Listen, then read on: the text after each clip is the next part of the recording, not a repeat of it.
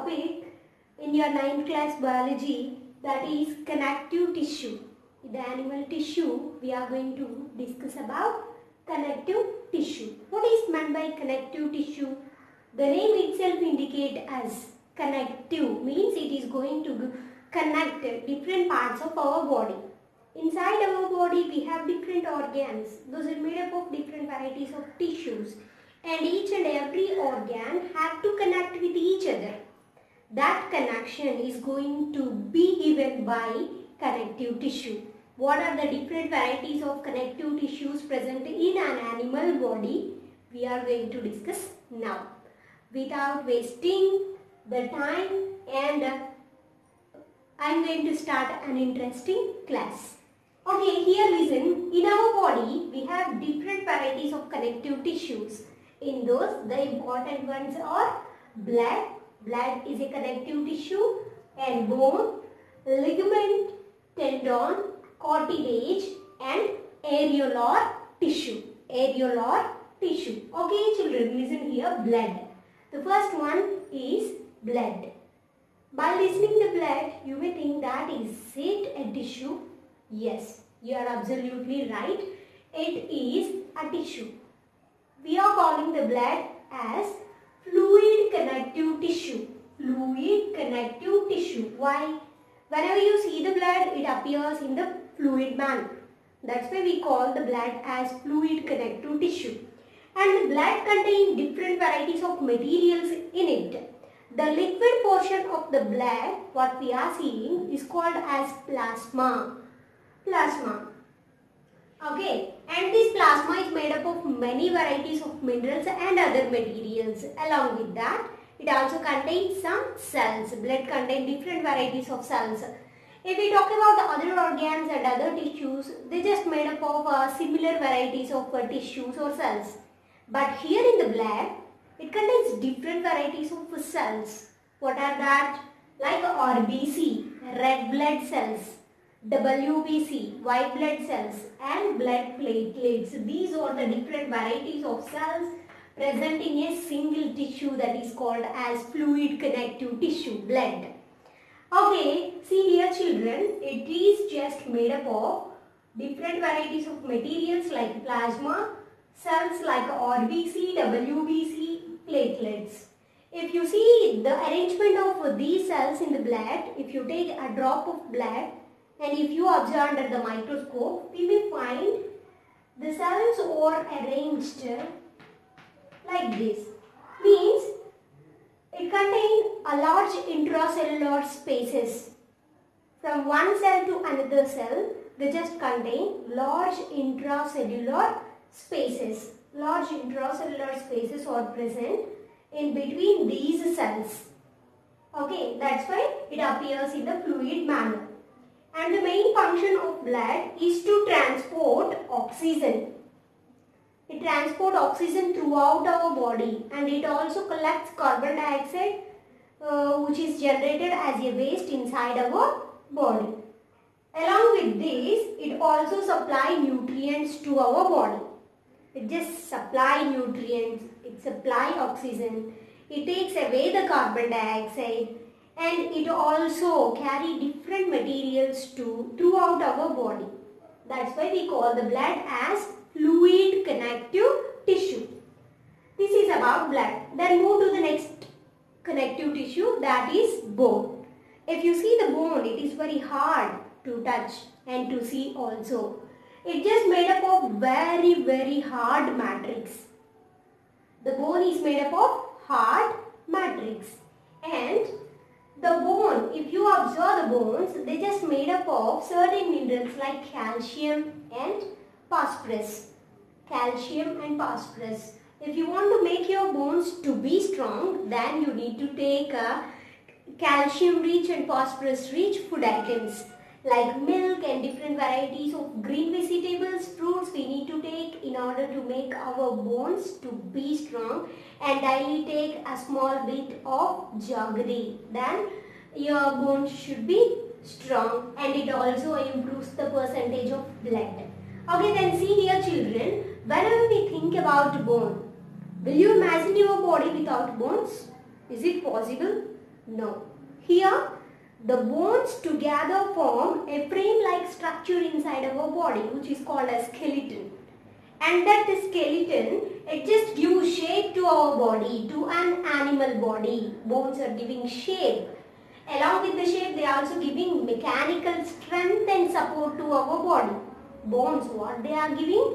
They just providing shape to our body. Along with that, they also maintain mechanical strength and support to an animal body. This is about bone. Now it is time to discuss about ligament and tendon, which is also a connective tissue inside an animal body. Then see here children, ligament. Whenever you heard the word ligament, it just forms a link between one bone and another bone. Means it is present between two bones. It just connects two bones together. If you see here, in the palm we have different bones, and here the lower arm also contains bone. These two bones are going here near to the wrist, that two are going to connect. These two bones are going to connect by a ligament. Okay, then it allows the movement. Here the main motto of having ligament between two bones is to make the bones to move in an easy manner, to stop the friction. Okay, that's why two bones are going to connect each other by the help of a ligament. Then what is a tendon? We all know that our bones are just wrapped with muscles. Wherever the bone and muscle connect each other, then we can able to move our body parts very easily. We can able to move. We can able to do anything. It makes our body in a flexible manner. Here, tendon is going to connect the bone and the muscle. The connection between muscle and bone or muscle done by the tendon. Ligament means bone to bone connection. Tendon means bone to muscle connection. This is about ligament and tendon. Then it is time to discuss about cartilage. Did you heard about cartilage? What is a cartilage? It is also a type of bone. It is also a connective tissue. Where it is located, what is its function? See here children, cartilage is a soft bone. It is also a bone, but actually bones are very hard. But here cartilage is very soft bone. It can able to move and it can able to bend. That's why we call this one as a soft bone. Then where it is located, if you see the end points of the bones, they just covered by cartilage. Why those are covered by cartilage? Because the end points are going to connect with another bone or muscle.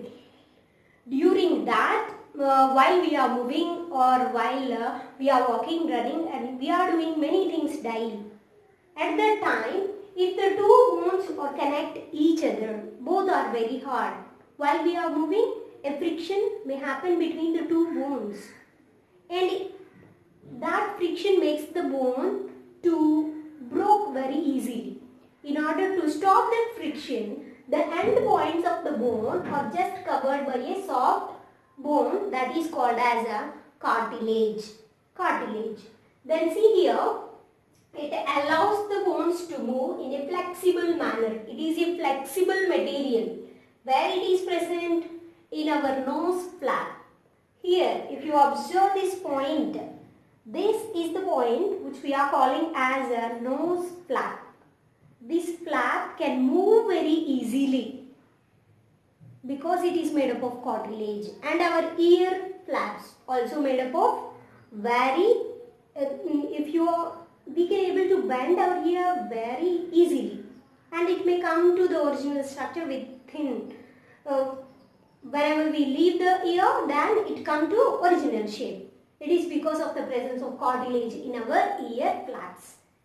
And at the same time, it is also present in our voice box. In our throat, we have voice box or larynx. It is also made up of cartilage, like a C-shaped bones. Those are made up of cartilage. Like this, cartilage also very helpful to our body to maintain its flexibility. Then it is time to discuss about areolar tissue. What is meant by areolar tissue? The name itself indicating as areolar tissue. It's just very helpful for the packing and keeping the organs inside our body.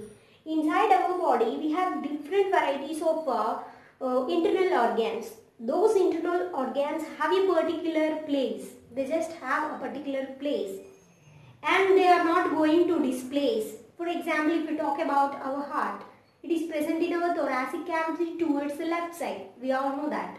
And lungs, kidneys, they have a particular place. They need to stay there itself until we die.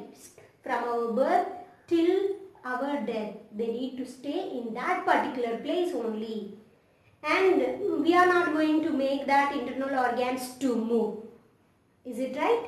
Yes. That work is going to be done by areolar tissue. Daily we may do many activities like running, jogging, exercising. We may bend and we may do different varieties of activities. During that activities, does our internal organs are displacing? No, they are not displacing. If it happens like that, what will happen? Are we able to survive? No, it is impossible. The internal organs have to stay in their original particular place. That function is done by the areolar tissue. Here they just packing and keeping the organs in their original place. And these cells are made up of these areolar tissue. This areolar tissue is made up of a special variety of cells. Those are called as fibroblasts. What we are calling fibroblasts. And these cells produce a variety of material called as fibrous material. They just secrete fibrous material. And these fibroblasts and fibrous materials make our internal organs to be stay in a particular place without displacing. And it is also very helpful for the repair of different varieties of tissues in our body.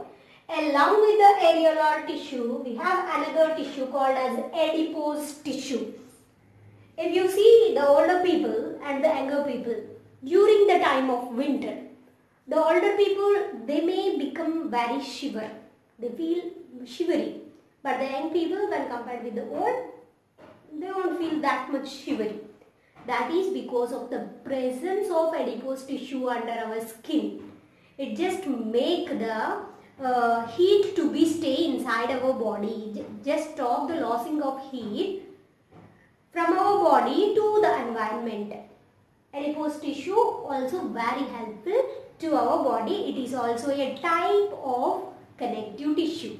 Okay, it is just present under our skin and it also maintains the escape of heat from our body, losing of heat from our body. This is about connective tissue. I hope that you understand well. If you like this video, please subscribe to our channel and try to share with your friends and family. Thank you so much for your watch.